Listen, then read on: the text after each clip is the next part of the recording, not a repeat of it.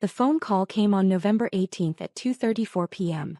I was in my office reviewing grant applications when my phone buzzed. I almost didn't answer. Our conversations had become increasingly strained over the past 5 years. But some part of me, the part that still hoped for reconciliation, made me pick up. "Hi, Mom. Catherine."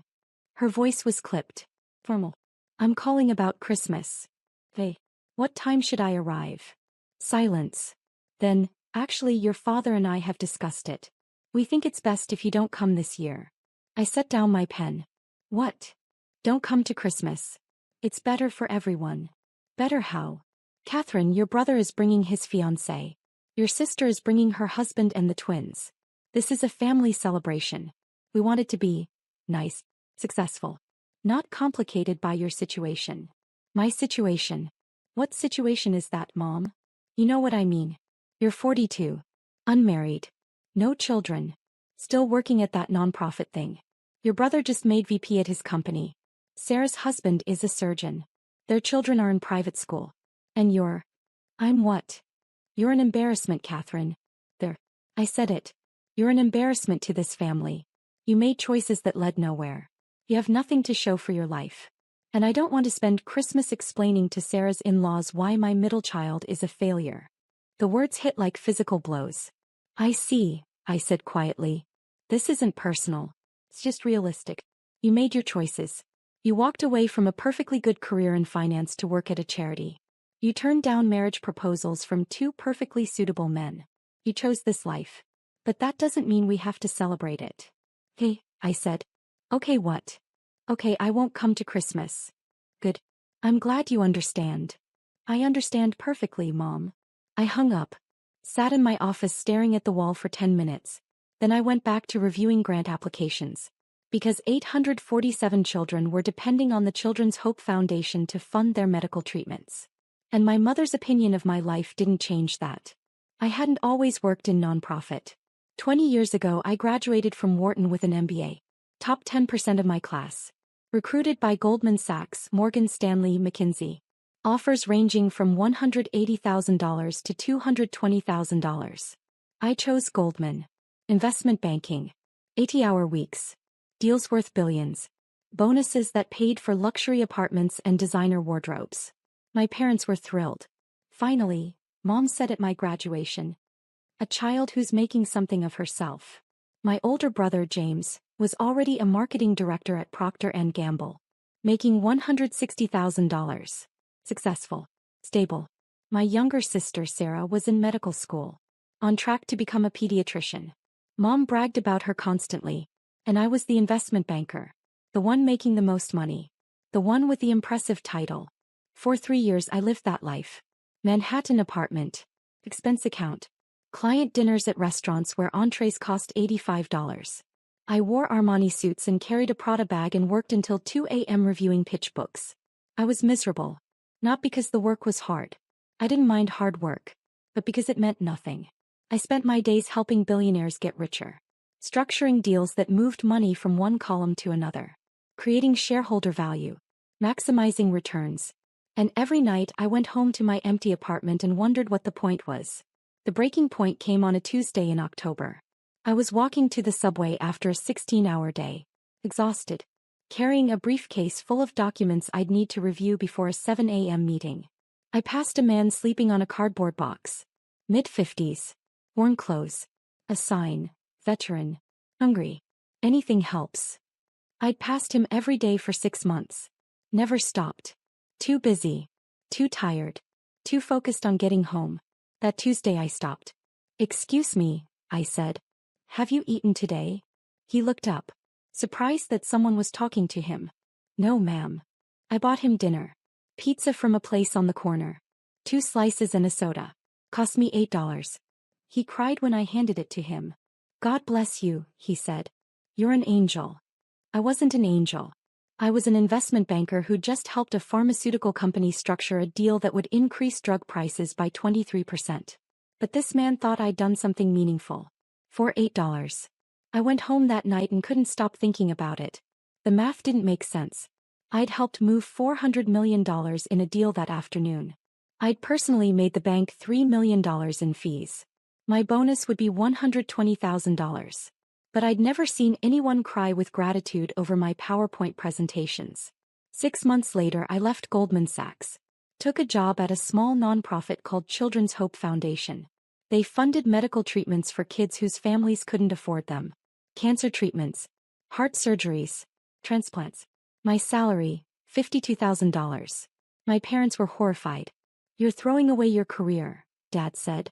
"You went to Wharton to work at a charity?" Mom asked. "Do you know how embarrassing that is?" "I'm helping children," I said. "You're wasting your potential," Mom replied.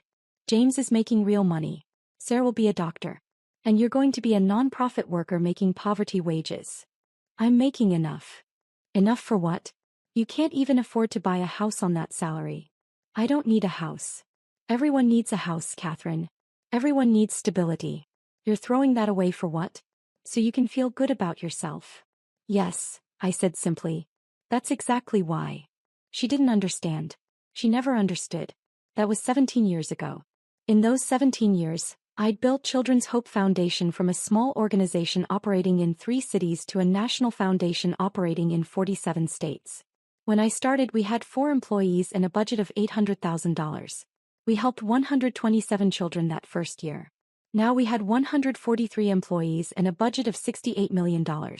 Last year alone, we'd helped 8,247 children receive life-saving medical treatment. I'd spent 17 years building something that mattered. I'd written grants, courted donors, spoken at conferences, built partnerships with hospitals, pharmaceutical companies, and medical device manufacturers. I'd negotiated with insurance companies to cover treatments they initially denied. I'd fought with hospital billing departments to reduce costs. I'd sat with families in waiting rooms while their children went through surgery, holding their hands, promising them we'd figure out the money. 3 years ago, I'd been promoted to executive director. Salary, $140,000. Not Goldman Sachs money, but enough. 2 years ago, we'd launched an innovative partnership with 6 major children's hospitals. A program that caught complications early and reduced treatment costs by 34% while improving outcomes. 1 year ago, that program had been featured in the New England Journal of Medicine. Peer-reviewed research showing that our model saved lives and money simultaneously. 6 months ago, we'd been approached by a major philanthropic foundation. They wanted to donate $15 million to expand our program nationally.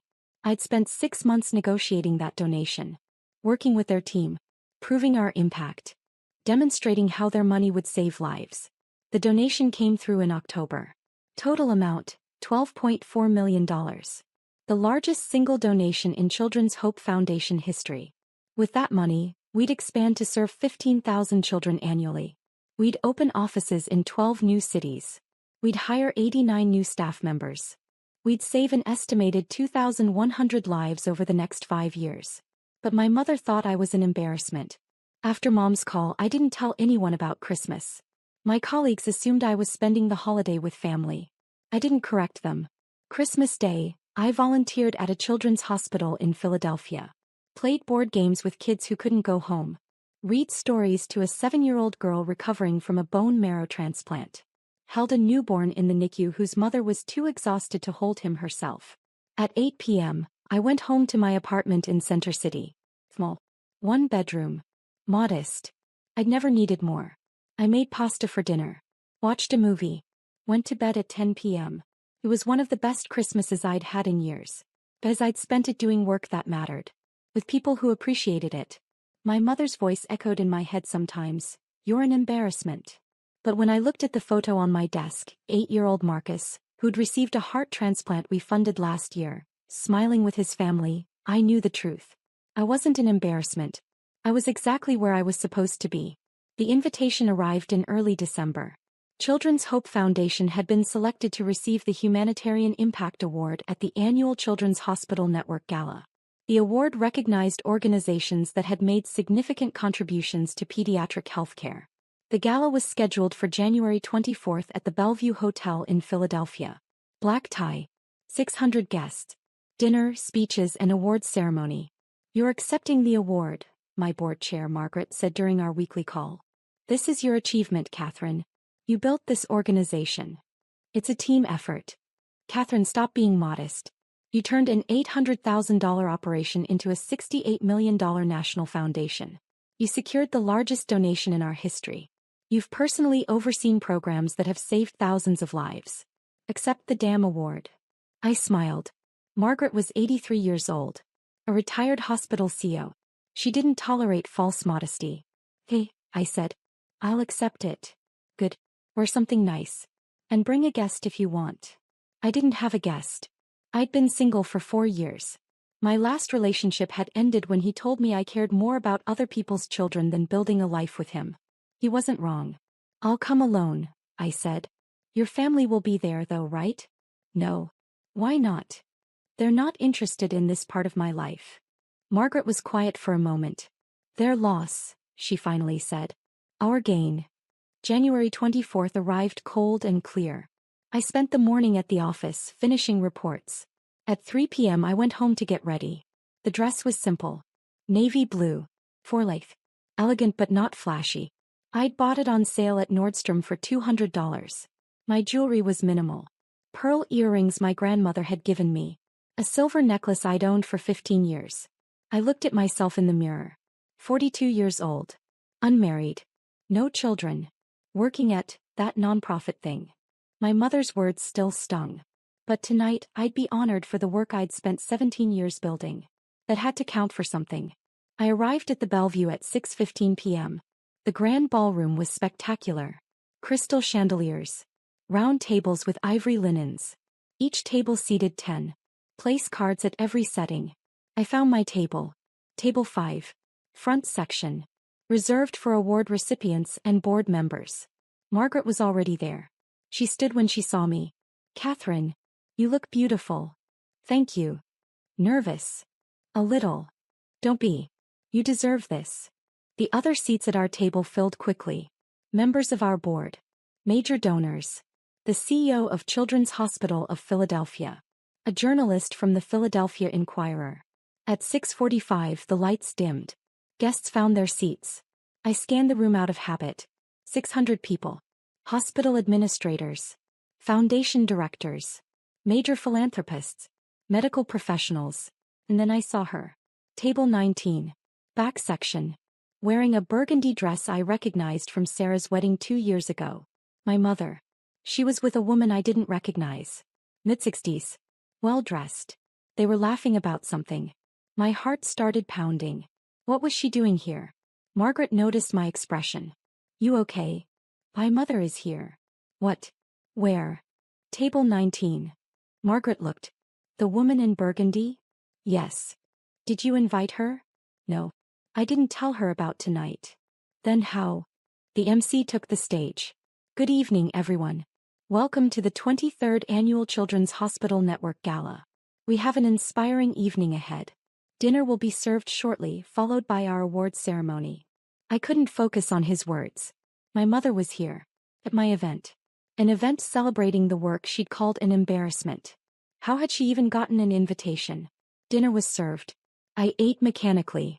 Salmon. Asparagus. Roasted potatoes. Margaret kept glancing at me. Catherine, are you going to be okay for your speech? I'm fine. You're not fine. You're pale. I'm fine, I repeated. At table 19 Mom was eating. Chatting with her friend. She hadn't seen me yet. The room was too large. The lighting too dim. At 8 p.m. the awards ceremony began. Our first award tonight is for innovation in pediatric care. A hospital in Boston won. The administrator gave a speech. Thanked her team. Sat down. Our next award is for medical research excellence. A research team from Johns Hopkins won. More speeches. More applause. My hands were shaking. And now, the MC said, we come to our most significant honor of the evening. The Humanitarian Impact Award. This award recognizes an organization or individual who has made extraordinary contributions to improving the lives of children facing medical challenges. He paused. This year's recipient has transformed pediatric healthcare in ways few people fully understand. 17 years ago, she left a lucrative career in investment banking to join a small nonprofit with a budget under $1 million and a staff of 4 people. I could see my mother now. She was paying attention. Probably wondering who the recipient was. Under her leadership, That organization has grown into a national foundation operating in 47 states with a budget of $68 million. Last year alone, they provided funding for life-saving medical treatments for over 8,000 children whose families couldn't afford care. Mom's friend leaned over and whispered something. Mom nodded. She personally secured the largest donation in the organization's history, $12.4 million from the Hartwell Foundation, which will allow them to expand their programs and serve 15,000 children annually. The screens behind the stage lit up. My photo appeared. Professional headshot. Below it, Catherine Morrison, Executive Director, Children's Hope Foundation. Her innovative partnerships with major children's hospitals have been featured in peer-reviewed medical journals. Her work has saved an estimated 4,200 lives and prevented millions in unnecessary medical costs. My photo was now on 3 screens. 20 feet tall. Please join me in honoring this year's Humanitarian Impact Award recipient, Catherine Morrison. The room erupted in applause. Everyone stood. I stood slowly. Walked toward the stage. As I passed table 19, I looked directly at my mother. She was frozen, staring at the screens. Her mouth was open. Her friend was staring too. Then she looked down and saw me walking past their table. She grabbed Mom's arm. Whispered something. Mom turned. Saw me. Our eyes met. Her face went completely white. I kept walking. Up the stairs. Onto the stage. The MC handed me the award. Crystal sculpture. Heavy. Beautiful. Congratulations, Catherine. Would you like to say a few words? I took the microphone. Looked out at 600 faces. And one face in particular. My mother at table 19. Still frozen. Still staring. I began speaking. Thank you. 17 years ago I made a decision that confused a lot of people. I left a career in investment banking to work at a nonprofit. I took an 80% pay cut. I gave up the Manhattan apartment and the expense account and the year-end bonuses. Light laughter from the audience. People asked me why. My family asked me why. My colleagues thought I was crazy. I could see Mom clearly now. He was crying. But I made that choice because I'd realized something important. Money is just a tool. Success isn't measured by your salary or your title or the size of your house. Success is measured by impact. By the lives you touch. By the difference you make. I held up the award. This award represents 8,247 children who received medical care they needed. Children like Marcus, who got a heart transplant at 8 years old and is now a healthy 5th grader who wants to be a doctor. Children like Sophia, who beat leukemia and just started college. Children like James, who survived a brain tumor and is now teaching other families how to navigate the medical system. My voice broke slightly. Those children are my success. Their families are my success. The 143 people who work at Children's Hope Foundation and dedicate their lives to this mission, they're my success. I looked directly at table 19. I don't have a big house. I don't have a corporate title. I'm not married. I don't have children of my own. By some standards I might look unsuccessful. But I know the truth. I've spent 17 years building something that saves lives. That gives hope to families in their darkest moments. That makes the world measurably better. Tears were streaming down Mom's face. So thank you to the Children's Hospital Network for this incredible honor. Thank you to my team at Children's Hope Foundation. Thank you to our donors and partners and supporters. And thank you to every child and family who trusted us to walk with them through their medical journey. The room stood. Standing ovation. I walked off stage. Back to my table. Margaret hugged me. That was perfect. Thank you. Your mother is a mess. I know. Are you going to talk to her? Not here. The ceremony continued. More awards. More speeches. At 9:30 the formal program ended. Networking began. People mingled. Approached the award recipients. Asked for business cards. I was immediately surrounded. Hospital administrators wanting to partner with us. Donors interested in supporting our work. Journalists requesting interviews. At 10:15 I saw my mother approaching. She was walking slowly. Like someone in a dream. Her friend was behind her, looking uncertain. The crowd around me noticed. Sensed something private was happening. They drifted away. Mom stopped 3 feet from me. Catherine. Mom. I didn't know. Didn't know what? Any of this. The foundation. The work. She gestured at the screens where my photo still displayed. All of this. You never asked, I said quietly. You said you worked at a nonprofit. A small charity. It was small. When I started, I built it into what it is now. $12 million. $12.4 million. The Hartwell donation. Plus $68 million in annual operating budget. Plus partnerships with 47 hospitals. Plus. Stop. He was crying harder now. Please stop. Her friend stepped forward. I'm Susan Porter. I'm on the board of Children's Hospital. I invited your mother tonight. I had no idea you were related. I just knew she lived in the Philadelphia area and mentioned she had children. I thought she'd enjoy the gala.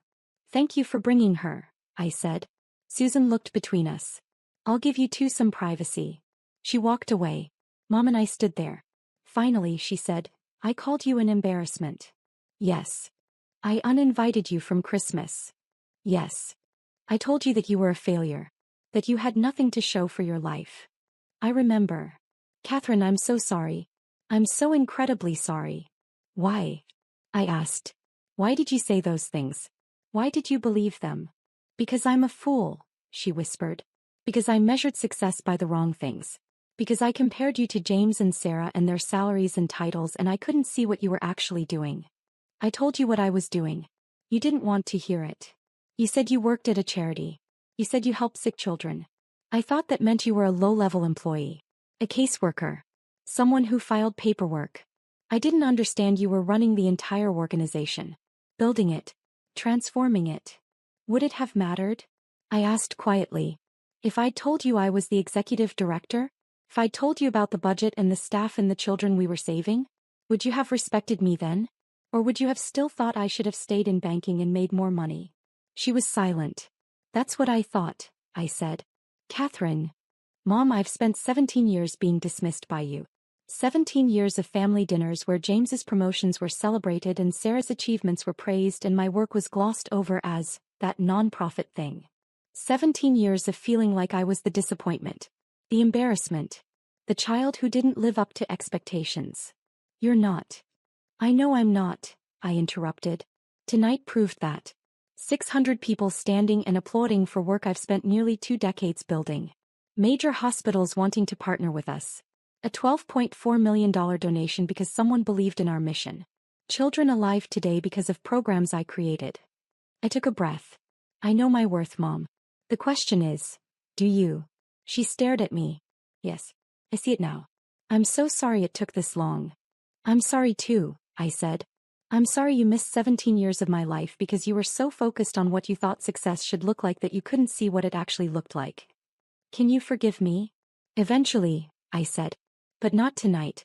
Tonight I'm going to celebrate this award with people who've believed in me from the beginning.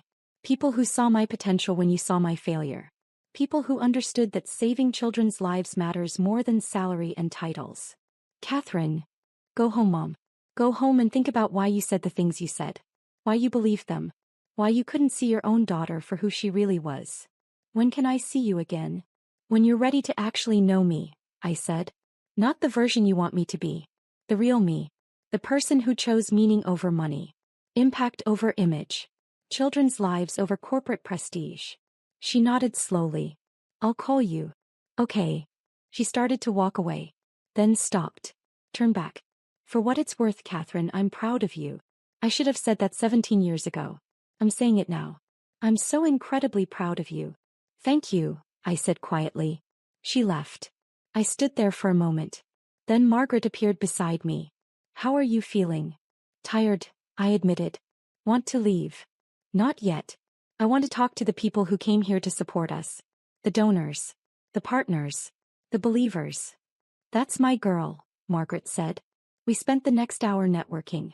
I talked to hospital CEOs about expanding our programs. I discussed partnership opportunities with 3 major foundations. I gave interviews to 2 journalists about our model and our impact.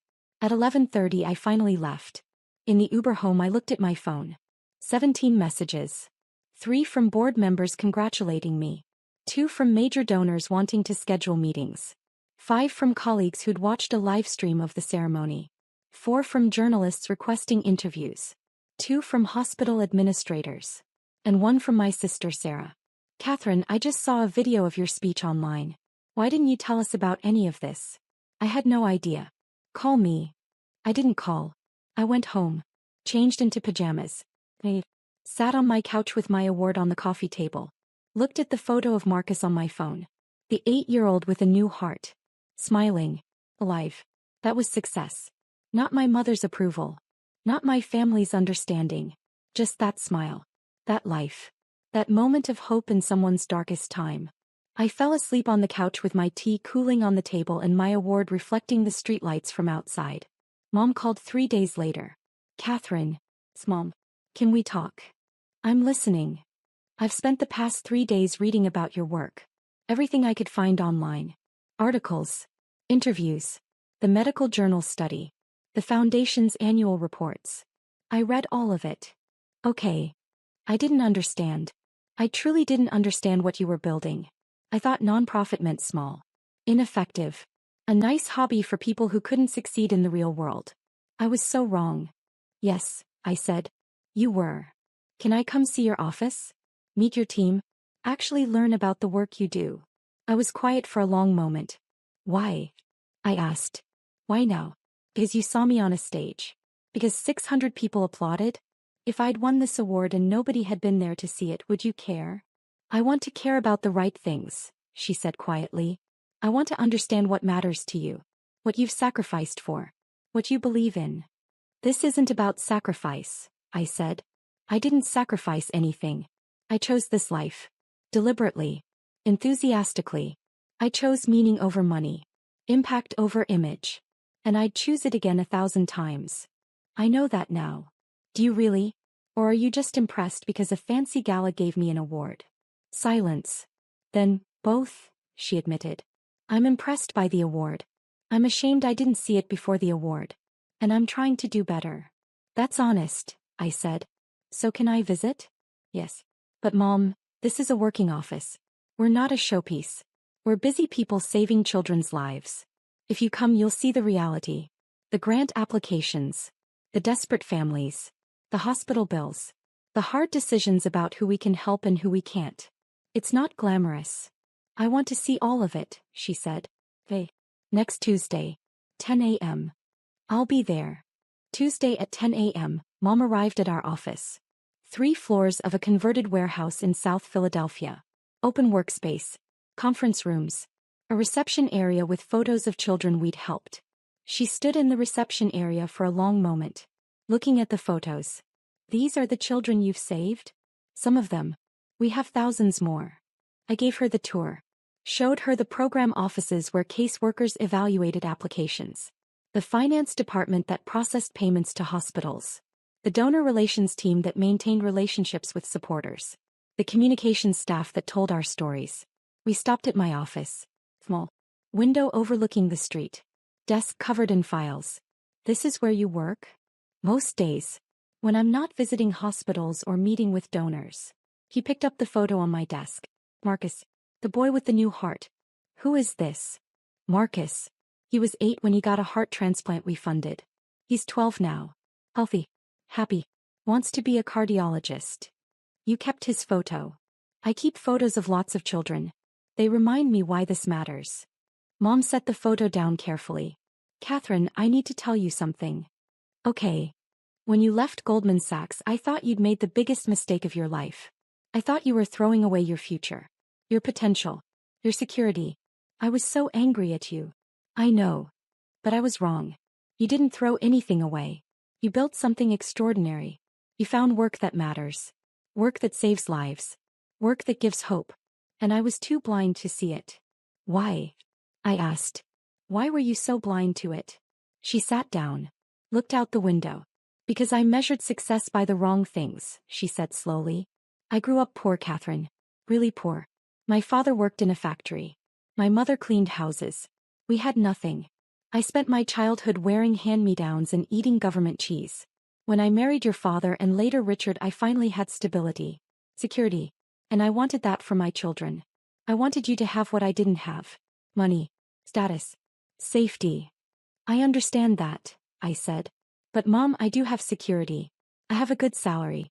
I own my apartment. I have retirement savings. I'm not struggling. But you could have had so much more. Or what? More money I don't need? A bigger apartment I'd be alone in? A corporate title that means nothing when I go to sleep at night. He was crying. I wanted you to be safe. I am safe, I said gently. I'm safe in a life I chose. A life that fills me with purpose. Every day I wake up knowing that the work I do matters. That children are alive because of decisions I make. That families have hope because of programs I built. How many people can say that about their work? Not many, she whispered.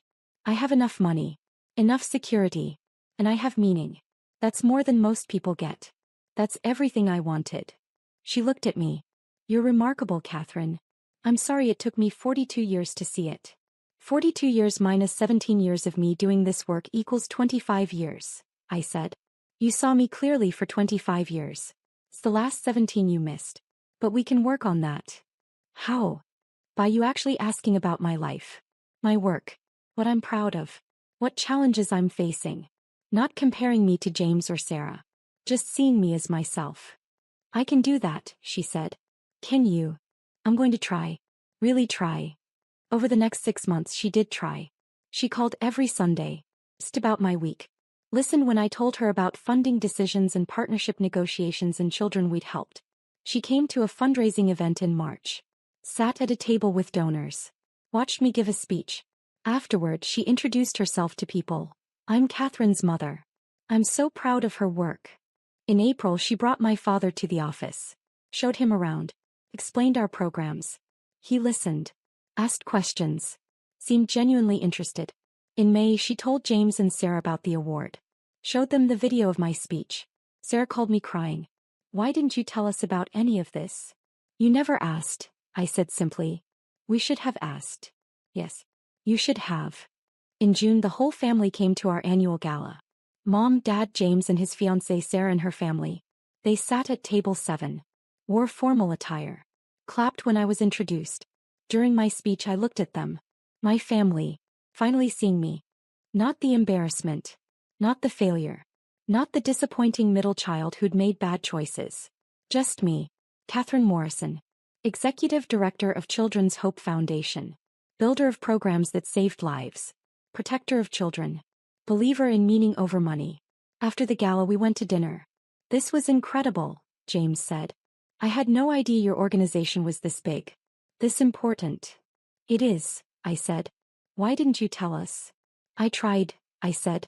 For years. But you weren't listening. We're listening now, Sarah said quietly. I appreciate that. Mom reached across the table. Took my hand. I'm so sorry for what I said. About Christmas. About you being an embarrassment. I'll regret those words for the rest of my life. I know, Mom. Can you forgive me? I thought about it. About the hurt. The years of feeling dismissed. The phone call uninviting me from Christmas. But I also thought about the past 6 months. About her trying. About her showing up. About her finally seeing me. Yes, I said. I forgive you. She cried. Right there in the restaurant. Dad squeezed her shoulder. We're all proud of you, Catherine. So proud. Thank you, I said. And I meant it. Not because I needed their approval. Not because their pride validated my choices. But because after 17 years, my family finally understood what I'd known all along. Success isn't measured by salary or status. It's measured by the lives you touch. The hope you give. The difference you make. And by that measure I was the most successful person at the table.